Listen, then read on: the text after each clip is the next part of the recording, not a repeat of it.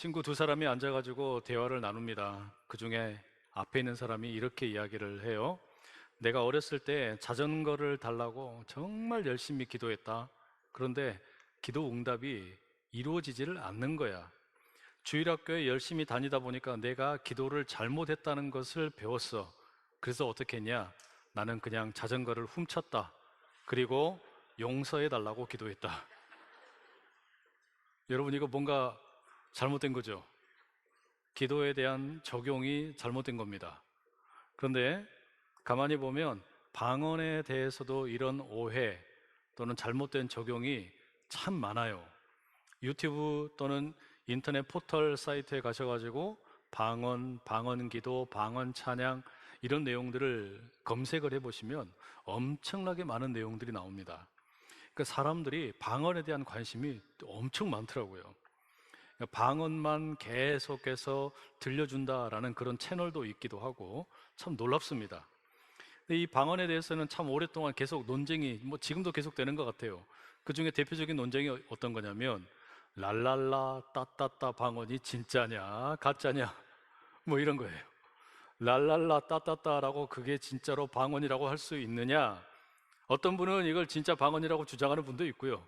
또 어떤 분은 아이고 그 말도 안 되는 소리다, 그게 무슨 그게 방언이냐, 이렇게 이야기하는 분들도 있어요. 여러분, 어떤 게 맞을까요? 랄랄라 따따따 방언에 대해서 옹호하는 분들이 가장 많이 인용하는 말씀이 고린도전서 14장 2절 말씀입니다. 방언을 말하는 자는 사람에게 하지 아니하고 하나님께 하나니 이는 알아듣는 자가 없고 영으로 비밀을 말함이라. 이 방언이라는 게 애초에 사람에게 알아듣는 말을 하는 게 아니라는 거예요. 방언은 하나님을 향하여 들려드리는 언어, 천상의 언어라는 겁니다. 그러니까 사람이 알아들을 수 없는 것이 당연한 것이고, 그러니 랄랄라 따따따라고 방언으로 기도해도 아무 문제 될 게 없다는 겁니다. 원론적으로 맞는 이야기예요. 우리가 랄랄라 따따따라고 하든지 그냥 기차 소리를 내면서 기도를 하든지 한숨을 내쉬면서 기도하든지, 여하튼 방언이라고 하는 것은 그 본래 의미가 하나님을 향한 아름다운 천상의 언어입니다. 근데 문제가 있어요. 뭐냐? 많은 경우에 방언이 하나님을 향한 언어인데 사람들에게 과시하고 보여주려고 사용되는 경우가 참 많아요.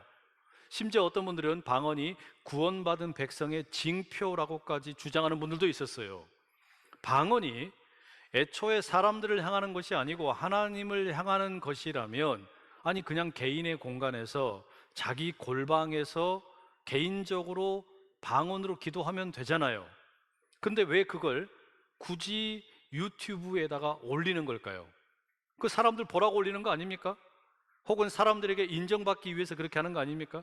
때로는 나의 영적인 능력을, 내가 이만큼 영적으로 대단하다, 이거를 과시하려고 방언을 도구로 삼는 경우도 꽤 많이 있어요. 이건 방언에 대한 아주 잘못된 오해입니다. 그 다음에 이 교회 안에 있는 갈등의 문제, 이 방언과 예언 사이에서 어떻게 할 거냐, 여기에 대해서 어떻게 지침을 줄 거냐, 이제 드디어 바울이 구체적인 답변을 주는 겁니다. 오늘 바로 그 내용을 좀 살펴보려고 합니다. 첫 번째 말씀 이렇게 드리고 싶어요. 바울은 방언을 금하지 말라 가르칩니다. 여러분, 39절의 말씀 한번 같이 읽어보시겠습니다. 그런즉 내 형제들아, 예언하기를 사모하며 방언 말하기를 금하지 말라. 여기 보면 방언과 예언에 대해서 표현이 아주 미세하게 다르죠. 방언에 대해서는 금하지 말라. 이거 뭐예요? 소극적으로 권면하는 겁니다. 여러분, 이게 성경이 말하는 방언에 대한 태도입니다. 그렇다면 왜 바울이 방언에 대해서 이처럼 조금은 소극적으로 자세를 취하는 걸까? 그 이유가 있겠죠. 여러분, 앞서 말씀드린 것처럼 방언이라고 하는 것은 참 아름다운 천상의 언어입니다. 사람을 향하는 언어가 아니에요. 방언은 기본적으로 하나님을 향하는 언어입니다. 하나님을 향하여 찬양을 드리는 거고 하나님을 향하여 기도를 드리는 겁니다. 그러니까 이것은 사람들이 알아듣기 어려운 비밀스러운 겁니다. 특별히 바울은 자기 자신을 가리켜 내가 아주 방언에 능통하다라고 고백을 합니다. 18절에 이렇게 말하죠. 내가 너희 모든 사람보다 방언을 더 말함으로 하나님께 감사하노라. 고린도 교회 성도들 중에 방언 꽤 잘한다는 사람들이 있었을 거예요. 그런데 그 사람들보다 바울 자신이 훨씬 더 방언을 잘한다는 거예요. 방언에 훨씬 더 많은 경험이 있다는 겁니다. 고린도 후서 12장 2절에 보면 바울이 14년 전에 세 번째 하늘에 올라간 경험이 있다 이렇게 이야기해요. 3층 천의 경험, 영적인 엑스타시, 어찌 보면 영적인 황홀경 속에 들어가서 저기 높은 하늘을 구경을 했다는 겁니다. 이것도 어떤 의미에서는 여러분 방언을 하는 것과 모종의 관계가 있을지도 몰라요. 그러니까 방언으로 기도하는 가운데 성령의 인도하심을 따라서 무언가 이 세상에서는 볼 수 없는 것들, 하늘의 세계를 보게 되었다는 겁니다. 이렇게 바울은 방언을 통해서 하나님과 어떤 특별한 비밀한 경험, 놀라운 은혜들, 신비들을 경험을 했어요.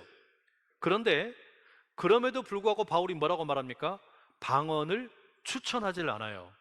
방언을 적극적으로 권면하지 않습니다. 19절에 이렇게 말합니다. 그러나 교회에서 내가 남을 가르치기 위하여 깨달은 마음으로 5마디 말을 하는 것이 1만 마디 방언을 말하는 것보다 나으니라.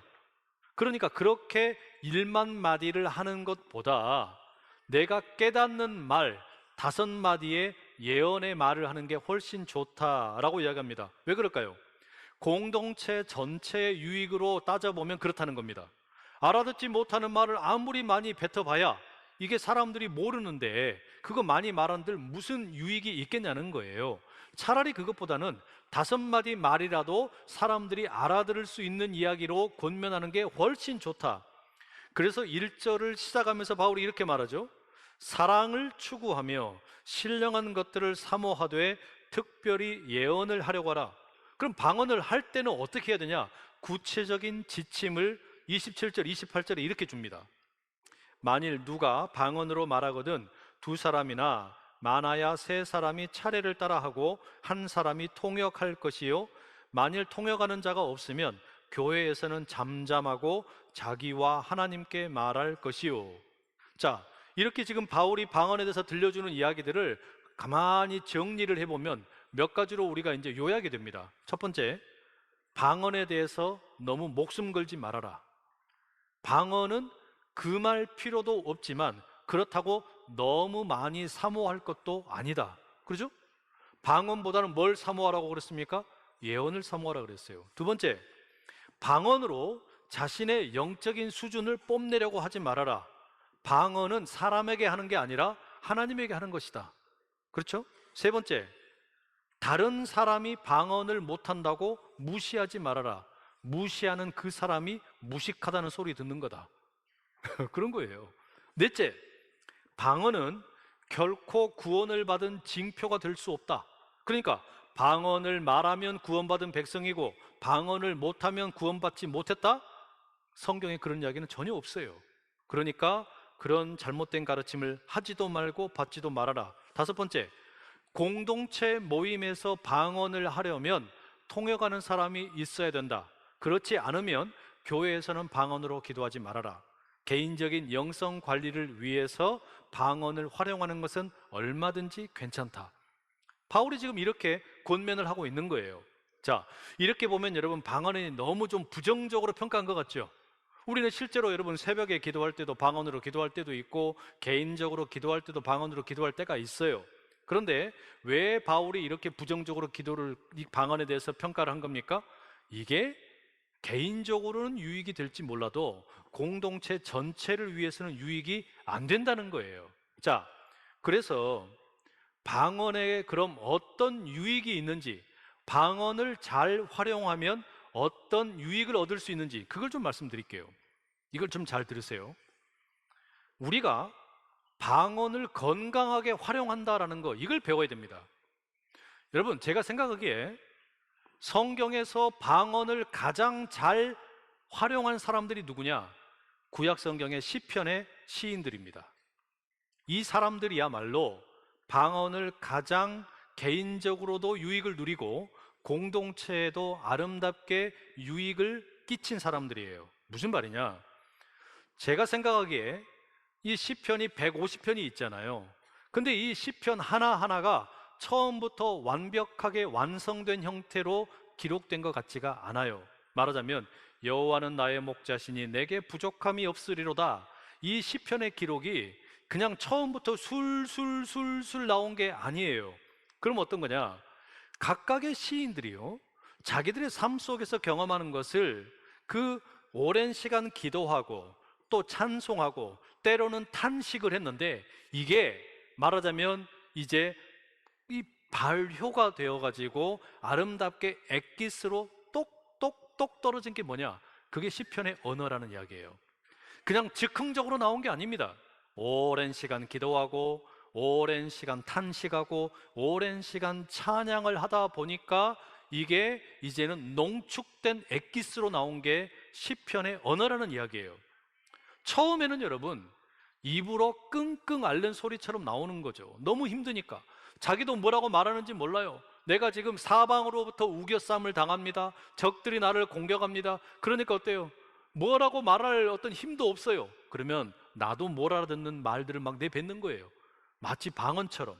또 때로 하나님께서 기가 막힌 방법으로 역전을 시키시는 거예요. 막혀있는 길에서 문을 활짝 열어주시는 겁니다. 그러면 그냥 너무 좋아서 탄식이 아니라 이제는 소리를 지르기도 합니다. 이처럼 자기 자신도 무슨 말인지 모르고 방언처럼 내뱉는 언어들이 있었는데, 이게 시간이 지나다 보니까 어떻게 되는 거예요? 점점 내용이 선명해지는 겁니다. 멜로디가 붙습니다. 그리고 마음속 깊은 곳에 탄식이 기도가 되는 겁니다. 찬양이 되는 겁니다. 그렇게 아름다운 시편이 만들어진다라는 거죠. 아마도 그와 같은 과정을 거쳐서 이 시편이 만들어지게 되는데, 그래서 어쩌면 이 시편의 시인들은 모두 다 처음에는 방언을 했던 사람들일지도 몰라요. 나도 못 알아듣는 말을 하다가 이게 나중에 다른 사람들도 알아듣고 나도 알아들을 수 있는 아름다운 찬송 기도가 되었다라는 말이에요.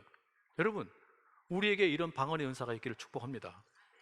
여러분, 개인의 유익을 위한 이런 방언이 공동체 전체 가운데서 유익이 될 수 있도록 함께 모여 있을 때는 절제하고 자제하지만 개인의 공간에서는 이런 방언의 은사가 여러분의 영적인 능력을 키워가고 영적인 충만함이 경험되고 하나님의 임재를 깊이 경험하고 이게 농축되고 발효되어서 아름다운 노래가, 아름다운 찬양이, 기도가 될 수 있기를 축복합니다. 바울은 두 번째로 이렇게 이야기해요. 예언을 사모해라. 39절의 말씀 제가 다시 읽어드릴게요. 그런즉 내 형제들아, 예언하기를 사모하며 방언 말하기를 금하지 말라. 바울이 방언에 대해서는 금하지 말아라, 상당히 소극적으로 이렇게 권면을 했어요. 하지만 예언에 대해서는 분명하게 뭐라고 말합니까? 이걸 사모해라, 이걸 간절히 구해라, 이렇게 이야기하고 있어요. 그러니까 바울은 지금 방언보다 예언을 훨씬 더 사모하고 있는 거죠. 더 중요하게 보고 있는 겁니다. 도대체 예언의 은사가 뭐길래 바울이 이처럼 예언을 강조하는 걸까요? 3절에 이렇게 되어 있습니다. 함께 읽어보실게요. 3절 시작. 그러나 예언하는 자는 사람에게 말하여 덕을 세우며 권면하며 위로하는 것이요. 예언을 가리켜 방언과 달리, 방언이 하나님을 향하는 것이라면 예언이라고 하는 것은 사람들을 향하는 것이다 라고 비교를 하고 있죠. 그리고 그 특징이 뭐냐면, 예언의 특징은 덕을 세운다, 권면을 한다, 위로를 하는 것이다 라고 이야기합니다. 그러니 바울이 19절에서 1만 마디의 방언을 하는 것보다 5마디의 예언을 더 중요하게 생각하는 것이 명확하죠. 왜? 이 예언을 통해서 공동체 전체에 덕을 세우는 겁니다.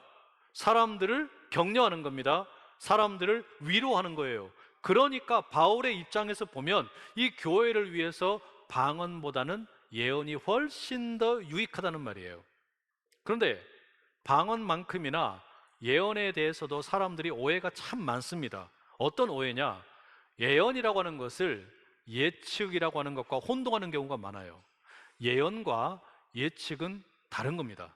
성경이 이야기하는 예언은 미래를 예측하는 게 아니에요. 여기에서 지금 이야기하는 것이 뭡니까? 덕을 세운다 그랬죠? 또 격려한다 그랬죠? 위로한다 그랬잖아요. 이건 미래를 예측하는 게 아닙니다. 예측은 누가 하는 거예요? 그건 점쟁이들이 하는 거예요. 그건 무당들이 하는 겁니다. 사람의 사주를 따져보고 풍수지리를 따져보고 뭐 이것저것 여러 가지 조건들을 따져가지고 사람의 미래 운세가 어떠할지를 예측하는 거죠. 그게 점쟁이들이 하는 일이에요. 무당들이 하는 일이에요. 하지만 이 성령의 은사인 예언이라고 하는 것은 예측이 아니에요.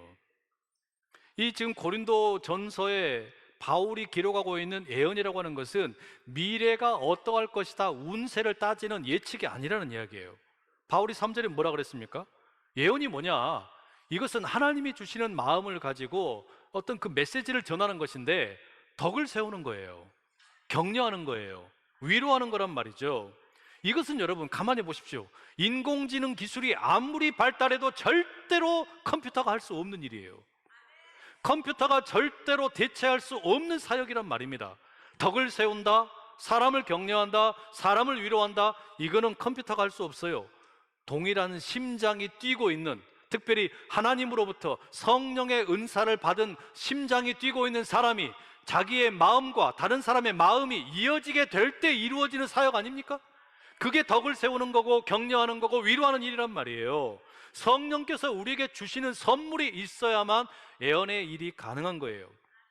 예언의 은사에 대해서 공동번역 개정판 3절은 이렇게 적습니다. 그러나 말씀을 받아 전하는 사람은 사람들을 키워주고 격려해주고 위로해주려고 사람들에게 말하는 것입니다. 그러니까 예언의 은사가 뭐예요? 미래를 예측하는 게 아니라 뭔가 특별한 메시지를 받아서 사람들에게 나누는 겁니다. 알아들을 수 있는 말을 하는 거예요. 그게 어떤 겁니까? 사람들을 키워주는 말이에요. 사람들을 격려해주는 말이에요. 사람들을 위로해주는 말이에요. 이게 뭐냐? 예언의 은사라는 겁니다. 그러니 갈라지고 분열되어 있는 이 고린도 교회에는 예언의 은사가 너무너무 필요했겠죠. 싸우고 있으니까. 싸우고 있는 사람들일수록 상처가 많아요. 이 상처 많은 자리에 지금 뭐가 필요하겠습니까? 네가 잘났다, 내가 잘났다, 그거 갖고 안 돼요. 내 방언이 더 뛰어나다, 네 거는 아니다, 이렇게 해가지고 어떻게 이게 교회가 건강해질 수 있겠습니까? 예언의 은사가 필요하다는 이야기예요. 예언의 은사를 가진 사람들이 교회 구석구석에서 뭐 하는 겁니까? 사람들을 키우는 거예요.